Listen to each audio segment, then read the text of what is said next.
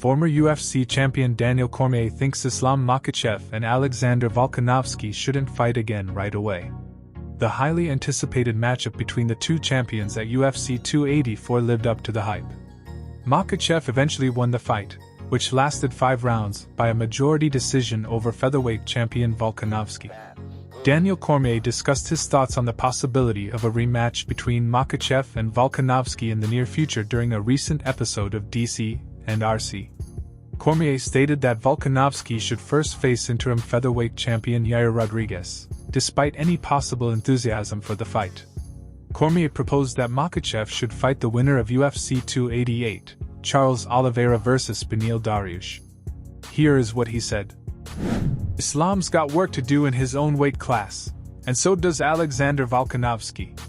Volkanovski owes it to Yair Rodriguez to go and give him an opportunity to try to become the undisputed champion of the world. And I don't know if it's fair to Beneil Dariush if he beats Charles Oliveira and doesn't get his chance to fight for the lightweight championship of the world. This is the danger in super fights. You get a close super fight, and people are clamoring to see it again. When in reality, we have 2 divisions that need the champions back in order to give us a little clarity. What are your thoughts on Daniel Cormier's remarks about a potential rematch between Islam Makhachev and Alexander Volkanovski? Please share your opinion in the comments section. A woman who accused Conor McGregor of punching and kicking her on his boat this summer has abandoned her lawsuit against the former 2-division UFC champion.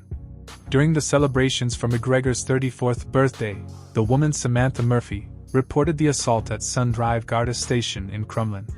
Spain's Guardia Civil exonerated McGregor of any wrongdoing at the time, stating that he was not a party to the event.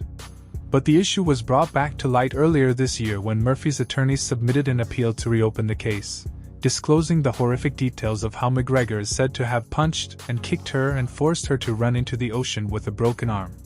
Despite the fact that the case was just reopened, only 1 month after making an appeal for the case's reform, Murphy, according to her attorney Alvaro Blasco, submitted paperwork to the Supreme Court to discontinue the case. Uncertainty surrounds the decision to end the lawsuit, but it is appropriate for McGregor, who is getting ready for his forthcoming comeback to the octagon and wants to keep the spotlight on his professional endeavors.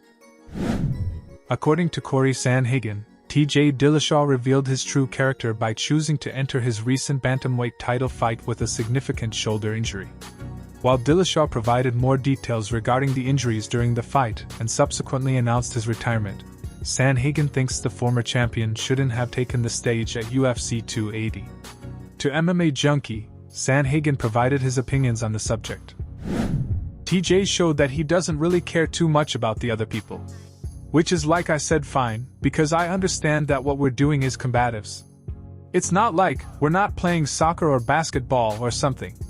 So I get it, you know? I don't judge him for it, but I do think it was not the coolest move. Thanks for watching. If you're a fan of MMA, be sure to hit the subscribe button and turn on notifications, so you never miss an update. Also leave a comment below with your thoughts on today's news. Keep supporting the sport, and we'll see you in the next one.